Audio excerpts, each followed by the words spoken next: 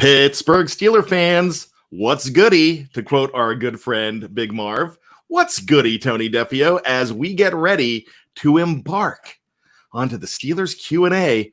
Pretty soon, we're going to shed our Q&A and become the hangover when real football is going to be played. But for right now, we're asking questions and we're changing questions. So, Tony, what is going on, my friend? Everything on this side of the Q&A is pretty good. Lots of questions to answer today. How are you doing? You know, I'm doing great. It was a steamer in Maryland Maryland today. I'm talking over 100 in my car. I know that. I have just been sweating like crazy, and it's just not a good sight. Nobody wants to even envision the sweat rings around the good old BAD here, Tony. But yeah, it is definitely a hot day.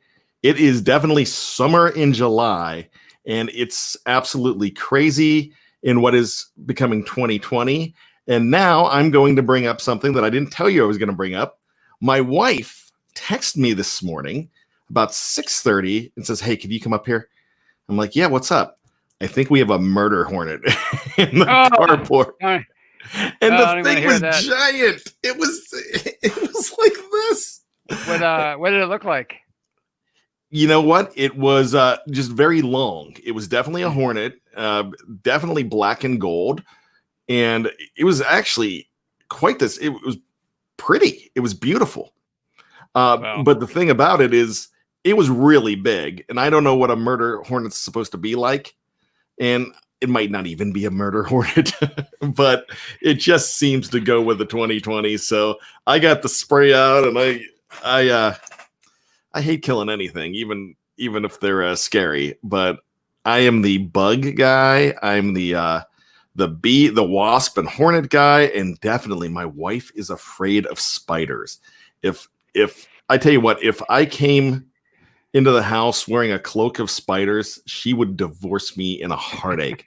So, you know, there you go. So it started off with murder hornets and with allegedly murder hornets, but that's what's going on. That's what's goody in the BD house, the BAD house. Well, I would have moved. That's how afraid I am of those things. If you guys in the live chat or anywhere out there in the social media sphere, if you want to intimidate me, just show me wasps and bees, and I'll run away, and I won't write any more mean articles. You know what's funny, and it's really funny that I've just become that guy that there's certain things that I clean up in the house. But I am the bug guy, and anything that scares my wife, and she's passed it on to my kids too, so they're scared of this stuff. So I'm like, all right, I could be fast asleep, and it's like there's a spider. And I'm like, here. See, I'm not afraid of spiders. I'll flick a spider away. I don't care. But anything that has wings, I'm running for the hills. Really? You know what scares me the most? And it comes from the movie First Blood. I'm afraid of rats when he's in the sewer and the rats are hanging off of Stallone. And I've always been afraid of rats. Snakes don't bug me. Spiders. I mean, I had a biology teacher that before he failed me in 7th grade, or now that was 10th grade when he failed me. He had this theory that you should never kill a spider because a spider is going to get rid of all the other bugs in the house. So I always did that. And so now, I failed it for 1 6-week period in 1987. So, but I had got redemption. I didn't fail for the whole year. But as far as things go, I've always been cool to spiders. I'm like, I could coexist with them. But here we go. You know, that's a big thing for me. So now that we know our phobias, I want to talk about an anniversary before we get started with Steelers. As you know where I was born and raised. I am a Johnstown guy through and through. I love being a Marylander now, but I will always be a Pennsylvanian. And here's the thing. Something happened 43 years ago today. I got my tonsils out, Tony. I was 5.5 years old. But that's not what we're remembering. Because can you imagine being a 5.5-year-old kid, and what do they tell you that's going to make you feel better about getting your tonsils out? You get some ice cream. You get ice cream, you get popsicles, you get all that stuff. That stuff Fire doesn't truck. happen. Yeah. A fire truck? Toy fire. That's what I got. Toy Oh, fire okay. truck. You know, I remember I got a Millennium Falcon when I got my allergy testing, because I was in the hospital for a long time and I missed out on meeting Lee Lacey of the Pirates. It was a devastating thing. Still got his autograph, but didn't get to meet him. 1980, and I digress. But here's the problem. You don't get ice cream. You don't get popsicles. You don't get anything but a sore throat when you get your tonsils out during the Johnstown flood of 1977. Oh. And so there you go. I will never forget that. Oh, that sucks. So, and it was Johnstown, the flood city. We know it. The 1889 flood was devastating, and the 1937 flood on St. Patrick's Day was not as bad. But this is still a flood in 1977 that took over 200 some people, and it was devastating to a lot. I mean, so it was the minor flood of the three, but still a big deal. I remember my dad picking me up. They ended up getting me ice cream. We lived on the top of the hill, and we were able to drive to go get it. They got me the stuff, but I didn't get it as much. But I do remember my dad taking me to a shelter, and I looked around and saw all these people on cots and kids and everything. And it's something that I'll never forget the rest of my life. So 43 years ago today, the great Johnstown flood.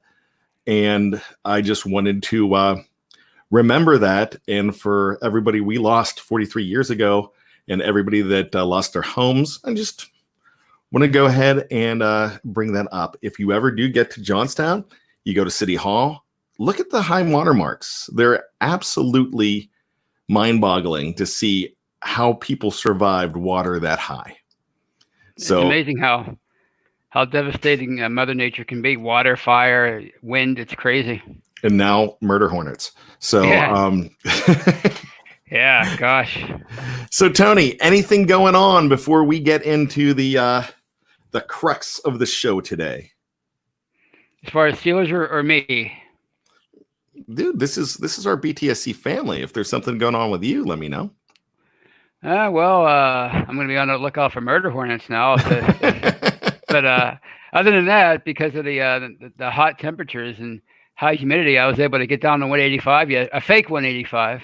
Whoa! But still, 185. I was pretty happy about that. And that is your low since what, high school or? Oh no, 2 years ago at this time I was about 170.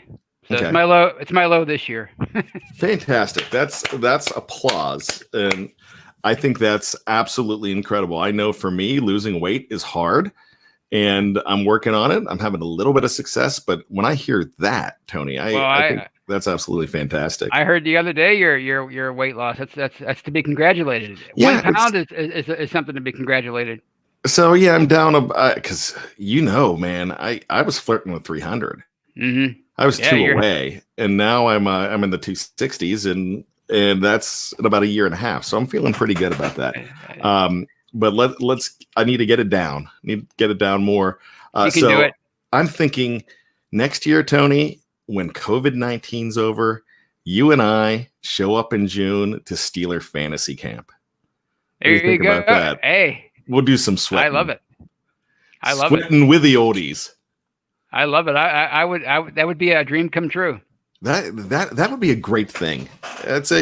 You know what? We would need to get more people involved in that. Get our BTSC family. I need to see Lance Williams to come to fantasy camp with us. Have Dave Schofield there, Big Bro Sco, you and me. We'll even get Michael Beck down from the Great White North. He was 296 as a lineman in college. Yeah, I remember you saying he seems like a pretty good athlete. Yeah, now he looks like a little dude compared to me. So there you go. Let's get into it. Let's get into the show, because what we have come here to talk about, Pittsburgh Steelers. Lots of Pittsburgh Steelers news today. There's so much going on, and we kind of anticipated this coming into the fact that the season should be starting soon. The first thing that I want to talk about is the fact that the Pittsburgh Steelers, when they open the schedule, if they do open the schedule on time on Monday Night Football against the New York Giants in the state of New Jersey, there's not going to be a fan in the stands. Tony, what are your thoughts on that?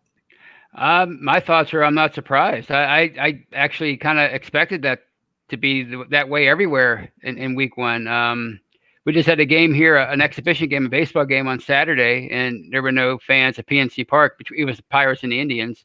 So it was nice to see people playing, but I didn't expect to see anybody in the stands. And that's what the New York, New Jersey area. That's one of the epicenters for the COVID-19. So I'm certainly not shocked that there won't be fans in the stands. In fact, I expect that to be that way for the vast majority of the season.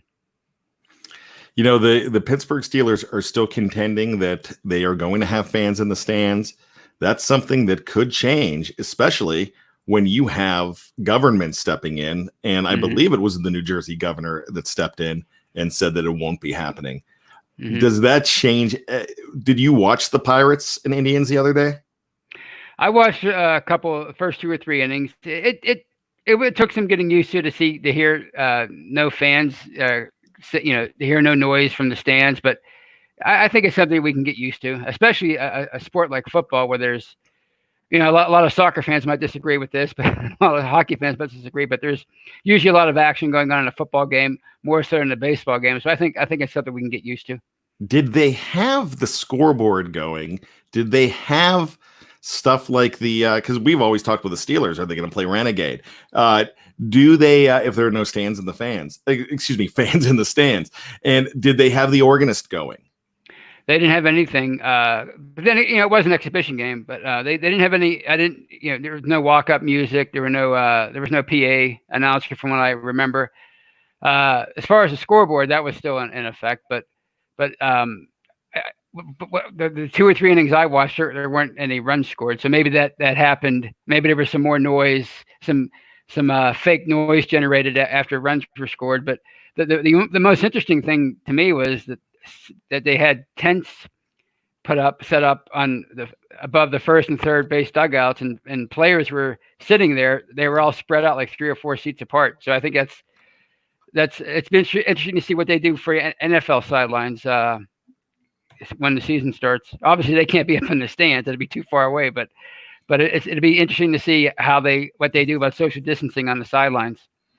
Absolutely, and that's going to go into our next topic. But before we get into that, our good friend Reed Overend says Governor Wolf could be putting Allegheny County back to red phase, which is where Pittsburgh is. So it's going to be very interesting. You need to take it day by day right now as a sports fan.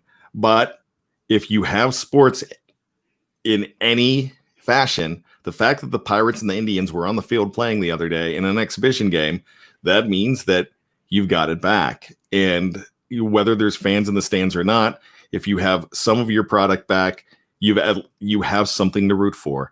So there you go. As far as the player safety goes, Tony, you mentioned social distancing in the dugouts, on the sidelines for the Steelers.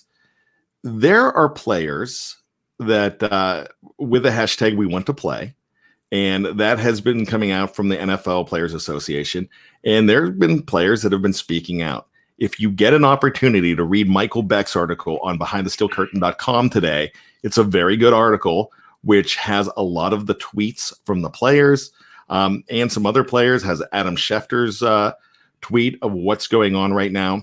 And basically what they want, Tony, is they want guarantee of safety, which you're never going to get a guarantee, but they want to see what the NFL can do for them to be safe. What are your thoughts on this, my friend? Well, I mean, my thoughts are, I think a lot of this stuff should have been hammered out already. I mean, we've seen how baseball, hockey, and basketball, how they've gone about their business with their protocols and their negotiations with the players over the last several months, trying to get their seasons restarted. So, as far as stuff like testing and whether or not the players could be guaranteed, opt-out clauses, and I guess they could opt out the season and still be paid. That should have already been figured out by this close to training camp.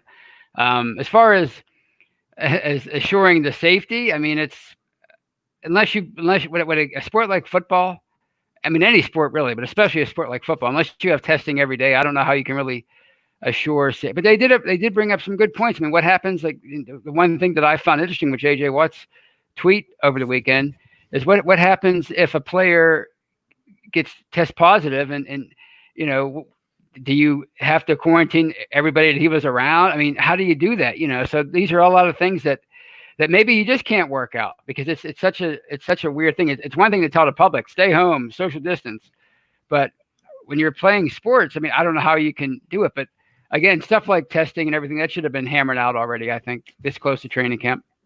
And you know, I do not try to get political on this show, and I will not get political on this show. But my question to you, Tony, if you're a player, is it worth it to play? It's a good question because if it were a matter of them basically sequestering themselves for months or quarantining themselves like in a bubble, like a bubble city or bubble cities, and you just travel, you don't, then maybe. But when you're talking about they want to be around their families, they want to socialize and all that stuff, if you're not willing to do that, do you want to take the risk of playing? Because if you're in Pittsburgh and you're doing everything right, say you're a Pittsburgh Steeler, you're doing everything right. You don't know what are the Giants players doing? Are they taking responsibility? Are they social distancing? Are they staying home at night? Are they ordering takeout? That kind of thing. So if I'm a player and I might say, no, I don't want to play. That's just how I would look at it. For me, what I would probably be wanting to do, I would be the guy that, and you saw me, I showed up in a hazmat suit at the beginning of all this, just for levity's sake, and didn't go over well with everybody. But, that would probably be the stance I would take as a player. I don't care if it's 95 out, I'm wearing long sleeves, I'm wearing gloves, and I saw the face shield, and the face shield looked half decent. So, that's something to protect, but everything that goes in it with the people around you, if they're not taking it as seriously, and that could happen now. Right. And that could definitely happen now, and that could be a problem.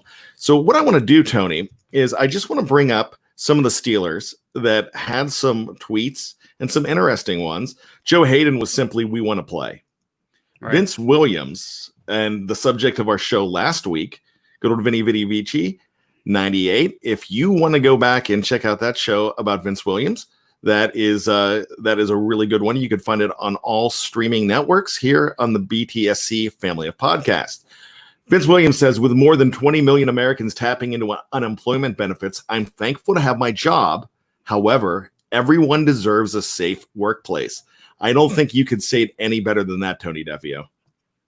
And I agree. I mean, we always try to, we talk about athletes, and we kind of forget that they're citizens, they're humans, that they have concerns just like we do, just because they get paid a lot of money, and just because they're doing something for a living that we'd love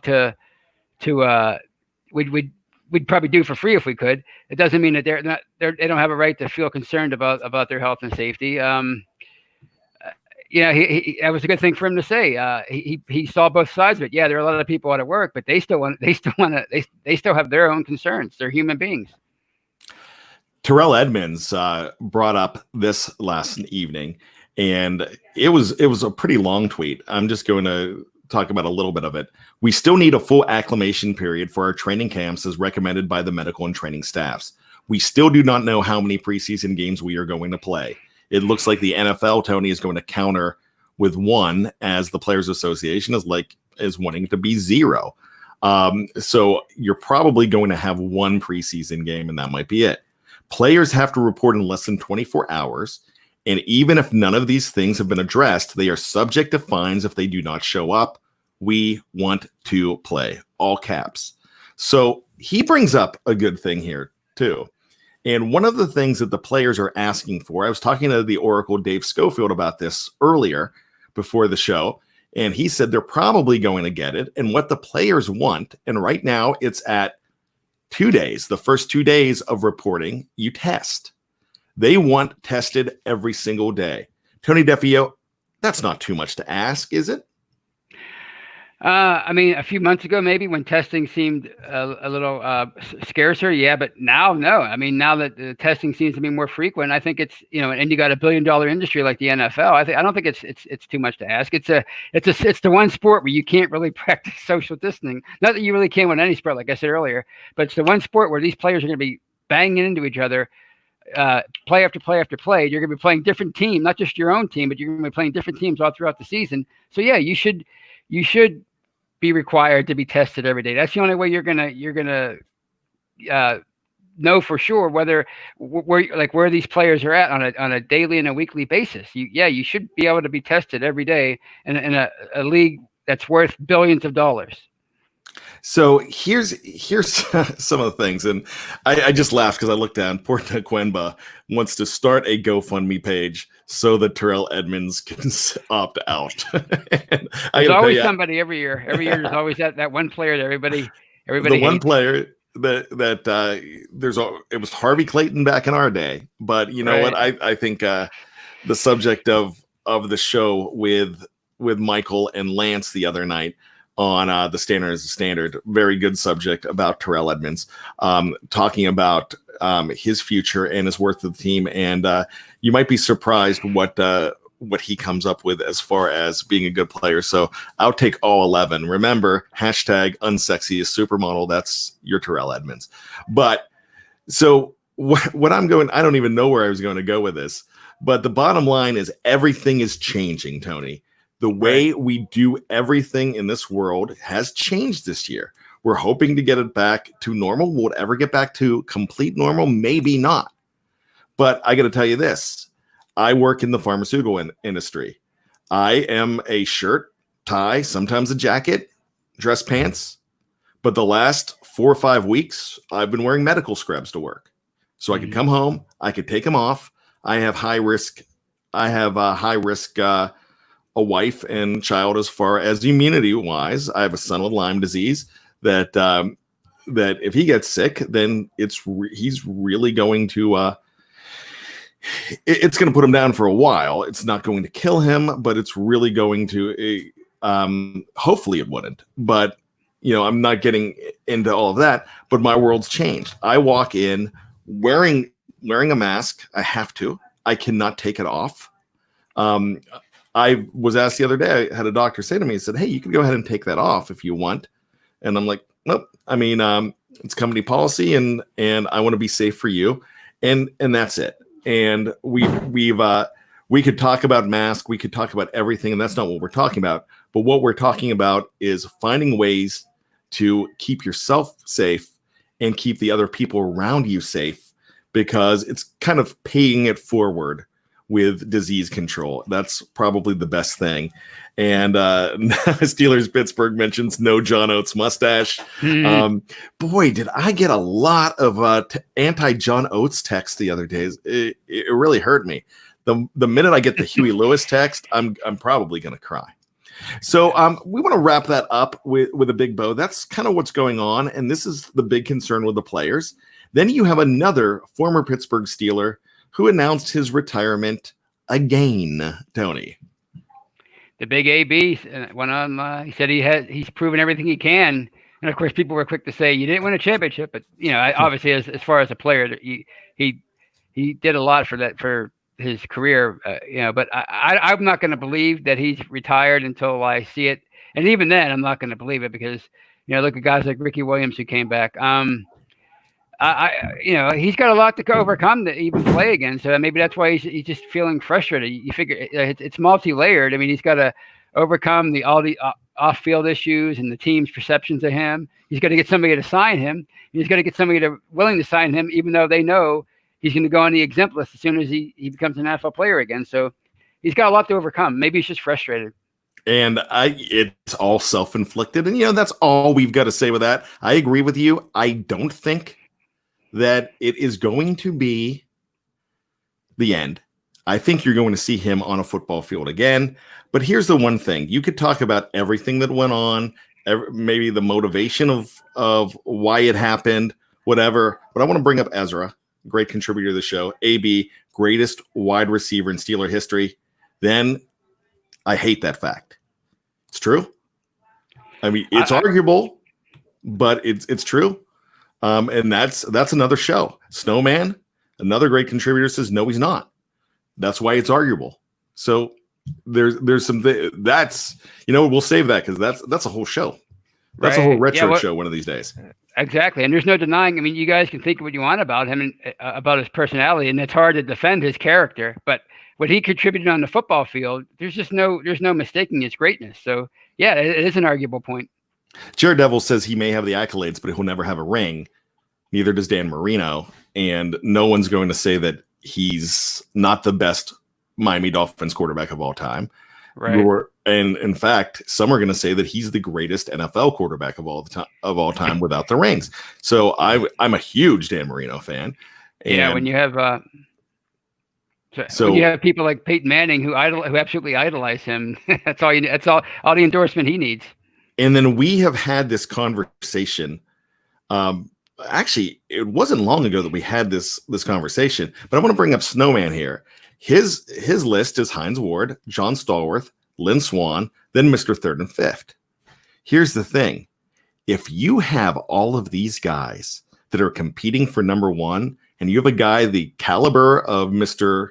Third and Fifth, Antonio Brown, Mr. Richard Gummies, at fourth on that list, other people might have him first.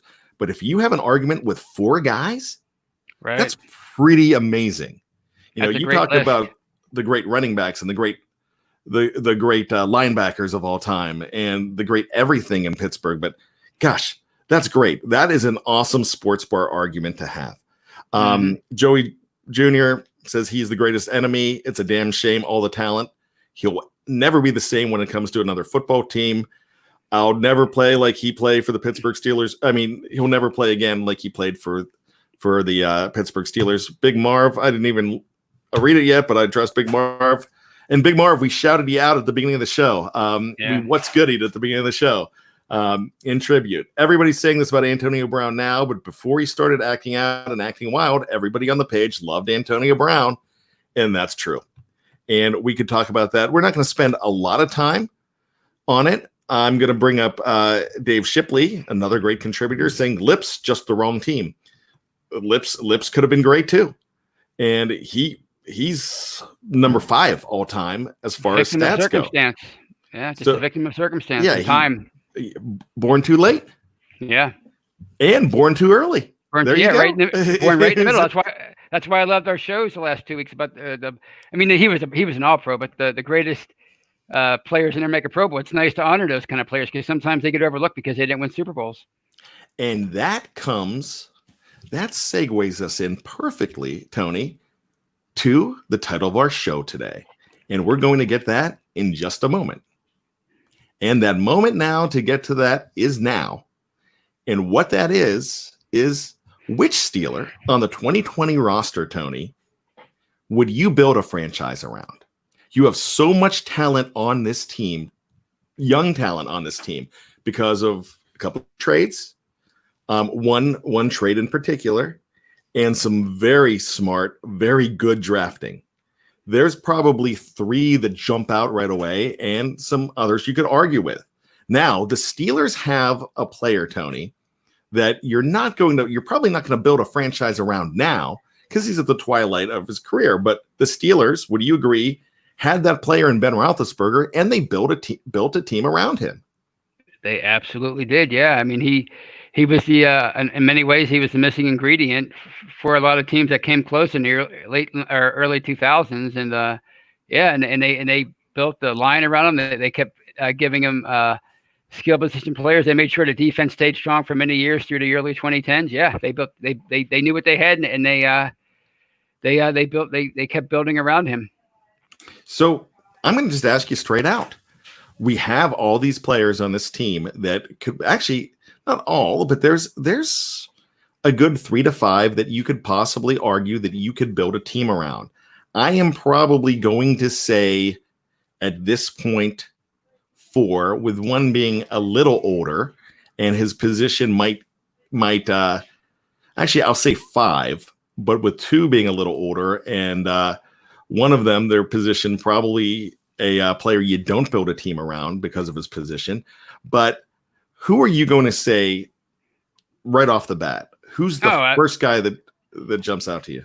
Oh, it's definitely T.J. Watt. Just the first player that comes to mind. He's Aaron Donald. He's J.J. Watt. I mean, he's that caliber of a difference maker on defense that, if he's playing at this level or he gets even better, I mean, he's an all-time great. So definitely he'd be the number, and he's still young. So he's somebody I would definitely, he would be number one on my list.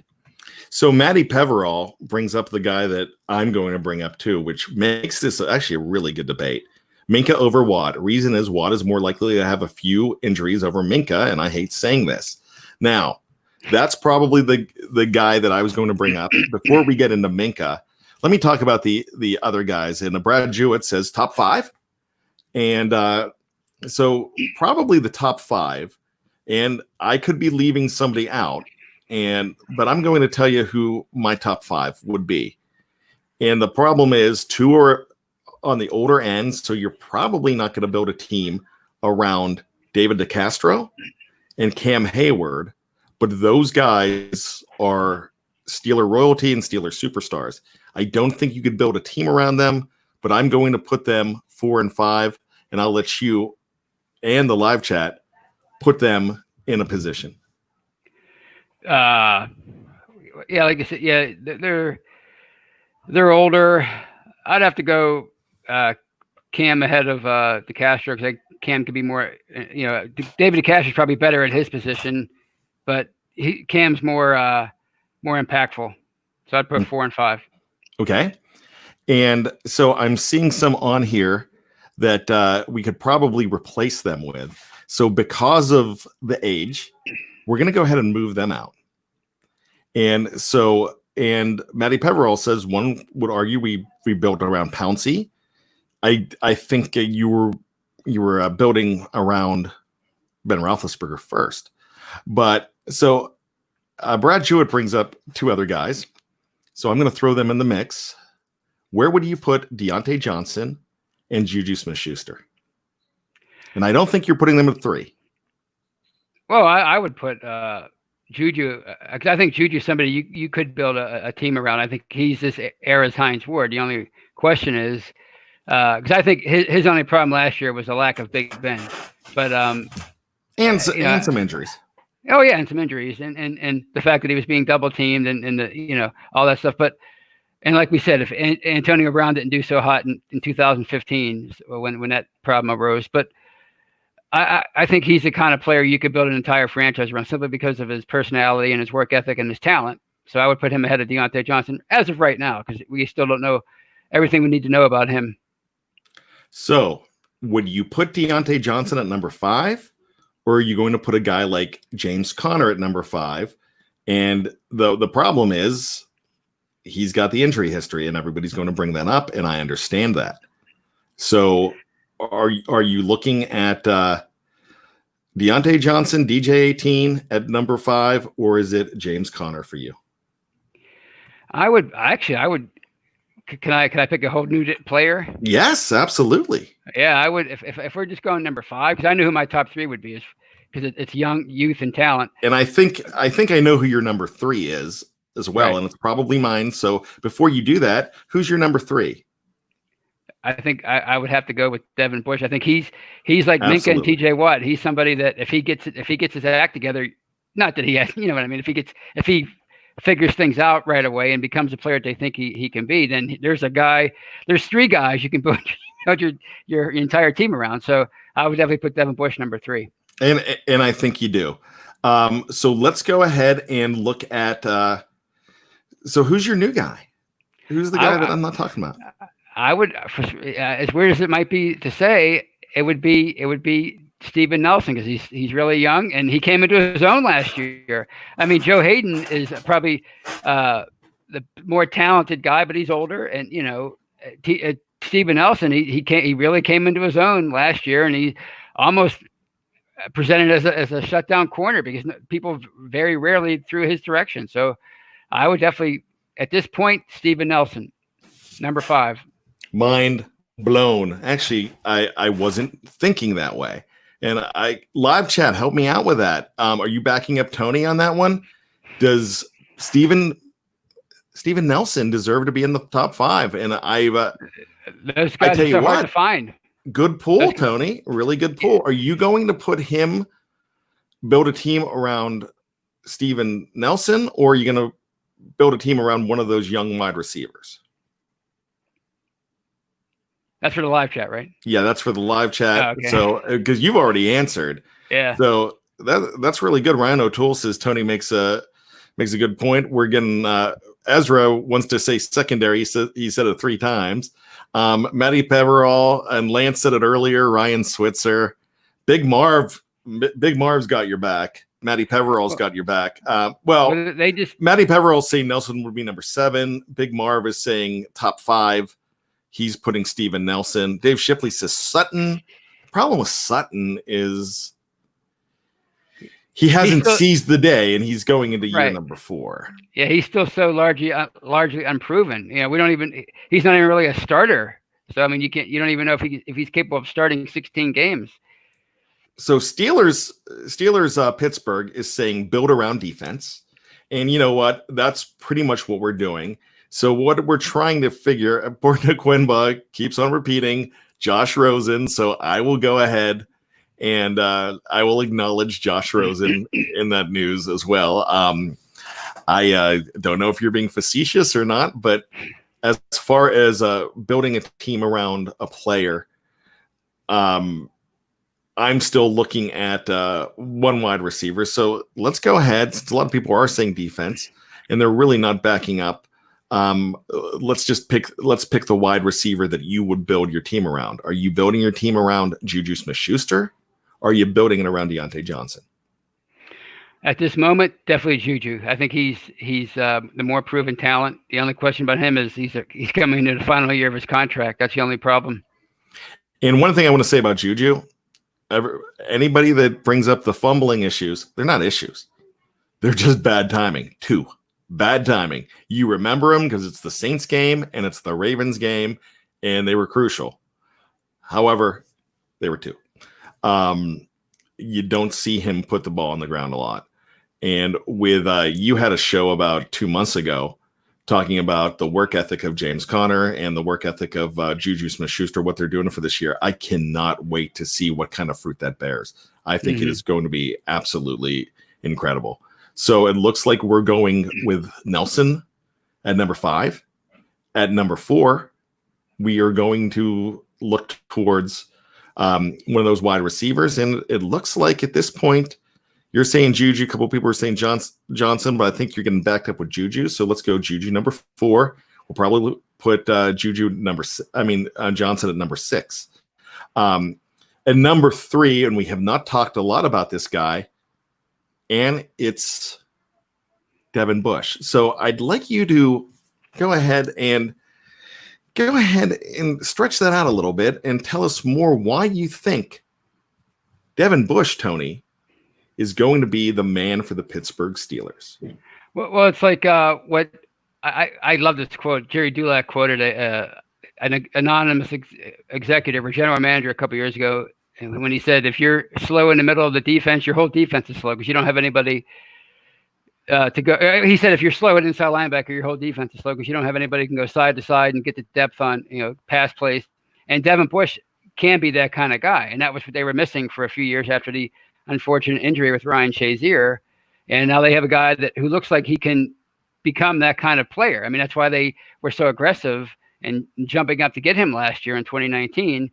And if he develops into that kind of guy, I mean, you're going to have a hard time answering this question. Is it going to be Juju, or is it going to be Devon Bush? Is it going to be TJ Watt, Minka? Who are you going to put your defense around? Because you're going to have 3 first team all pros. So if he comes in and is that guy, if he's Ryan Shazier 2.0, then he makes that defense that much better than it is right now.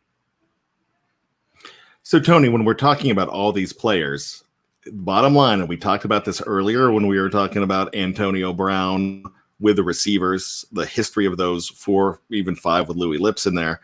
This is a great problem to have. What a great problem to have when you have this many guys you could talk about building a franchise around. Now, Right. here's a question before we get more into. I think Bush is solidly at number 3. These top 3 could move around, but I Right. think they're number 3 with their top 3 with a bullet. All 3 of these, but Dave Shipley says something, and he had 4, and he still puts Ben in that list. And I got to ask you this question: are the Steelers, because he wasn't there last year, and I don't care his age, are they still building around Ben Roethlisberger? Because when you bring Eric Ebron in, when you bring in Derek Watt, when you bring in a huge guy like Chase Claypool, it seems like you're building around that quarterback in the short term. Well, yeah, when you have a guy like Ben, a quarterback of that caliber, a Hall of Famer, multi-time Super Bowl winner, you have to keep building around him until he either retires or he just doesn't have it anymore. And when he's gone, I mean, we've discussed this many times. When he finally is done, then it's going the chances of finding his replacement right away are going to be pretty slim. Hopefully not, but it's just how NFL history is. So as long as he's here, you have to keep trying to keep that window open. And the best way to do that is how you describe it. You surround him with talent, not just on offense, but on defense. Because you have to, if you have the complete team and you have the franchise quarterback, then you're a legit Super Bowl contender. So is that actually the answer to this question? Well, it is. Because we said a couple of weeks ago, we said you're not going to let anybody hold you hostage. Like, I'm not saying Pat Mahomes held anybody hostage, but you're not going to pony up that much money in a 10-year deal for a guy other than a quarterback. So is Ben the answer to this question? I'm still not thinking he is, but is he a 1B here? Well, I think the quarterback is always the default guy you have to build a team around, because if you don't get that part of it right, you're never going to get over the hump. We saw so many years in the 90s and into the early 2000s where they had complete football teams. They had, they didn't have the offense that they had in the 2015 or the mid-20s, the mid-2010s, I should say. I'm getting used to decades. Big band era. yeah, the mid-2010s. But they had really great offenses in the 90s and in the early 2000s. And they, of course, had some of the best defenses in the NFL. I mean, they just did. But they could never get over the hump. So when it comes to the quarterback, you always have to get that right. But once Ben, I looked at it as more of a future question. Like once Ben is gone, and that's what it was originally meant to be. Yeah. And by the way, before we get into all this, let me correct myself. The Roaring 20s, big band was probably 40s, 30s and 40s. So I just want to say that. So what I'm saying here, let's just talk about. We know you got to build around Ben Roethlisberger, but if you're building with a future player and building this defense around somebody, who is that guy that is untouchable that you sign, you keep among these 3? You want to keep them all, and they're going to do their damnedest to keep them all. But is it Minka locking down the secondary? Is it the man in the middle, Devon Bush? Or is it TJ wreaking havoc and rushing the passer? What is most important to you, Tony? And live chat, what's most important? I think it's the most important guy is whoever's the most impactful for his and I think so far TJ Watt's the most impactful. I mean, we saw with the Giants in the mid 80s with Lawrence Taylor. I mean, they had a lot of great defensive players, but he was certainly the guy that they had to watch out for. In the 2000s with Troy here, they had a lot of great defensive players, but Troy was the guy that opposing offenses had to account for and had to game plan for. And I think TJ Watt's that guy for them right now. Minka is probably a very close second. Maybe in a year or two, he'll be number 1 because he could be that Troy Polamalu. I mean, he's a free safety, not a strong safety, but I think right now TJ Watt's the man on this defense. You could actually say at this point that they're like the 3 BGs. BG, Barry, well, look at Morris, and Robin. Who's the most important? And it might just shift around. But for my mind, Barry is your guy. For my mind, I'm still thinking Minka. with TJ a close second. But you know, yeah, it's once such again, a great problem to have. Yep, and there it is. So I think we've solved nothing, but we've solved something, and that's the point of the Q&A. We are going to take about 5 questions from the live chat before we get on out of here and get on to the next show. So live chat, give us 5, and it's going to be a fast 5. Donald Nolan is saying you can't forget Andy Gibb, the youngest Gibb brother, and may he rest in peace. Gone at 30 years old in 1989. That's so, I mean, that's so long ago. Remember when that happened? My sister always says that was the celebrity death that always got her the most. And the only one left is Barry now. There you go. Yeah. So you know what? It looks like we're not getting a lot in the live chat as far as questions right now on the Steeler Q&A. So this is what I'm going to do. Christian Cahill's asking about woodchucks and chucking. So before we get going here, I just want to invite you for the next show. And the next show is going to be the Steelers Retro Show. And the great thing about that is we have talked about the Steeler present and the Steeler future on this show for the last 45 minutes or so. And then what we're going to do, we're going to just go and celebrate the past. And that's what the second show is. So if you want to talk about current Steeler news, we just did it. And so now we're going to have fun with this. But a couple questions that we have. Donald Nolan says, do you think it'll be White returning kickoffs and Switzer returning punts? Tony, does White make the team? If he makes the team, I could see him returning kickoffs. But I think they're gonna go with Deontay Johnson with the punts. If Switzer makes the team, he's just gonna be. I think he's gonna be a receiver, not a punt returner. So you think it's gonna be Kareth White, and where's Deontay Johnson in this mix? Well, no, I think if White makes the team, he'll be kickoffs, and if Johnson makes the team, he'll be the punt returner. I mean, he's going to make the team, of course. You know, I mean, I think if Switzer makes the team, he's only going to return punts sparingly. I think they saw what they had in Johnson last year as the punt returner. Ezra asked, no season. Do we draft the QB in 2021? Well, if there's no season, how would they even determine the draft? That's the one thing. I mean, if they're in the late 20s, or I guess they would have been 18th last year. So I guess you could maybe find a quarterback at 18, but it doesn't. You increase your odds the closer you are into the top 10. So if Ben decides he's going to come back, I would say I still think they should wait until he retires and then address the quarterback problem. Prediction number of TDs that Derek Watt will get. D Watt. 1. I think 1's pretty good. I'll just up it to 2. Number 4, Steelers, Pittsburgh asked, are you going to sing in the retro show bad?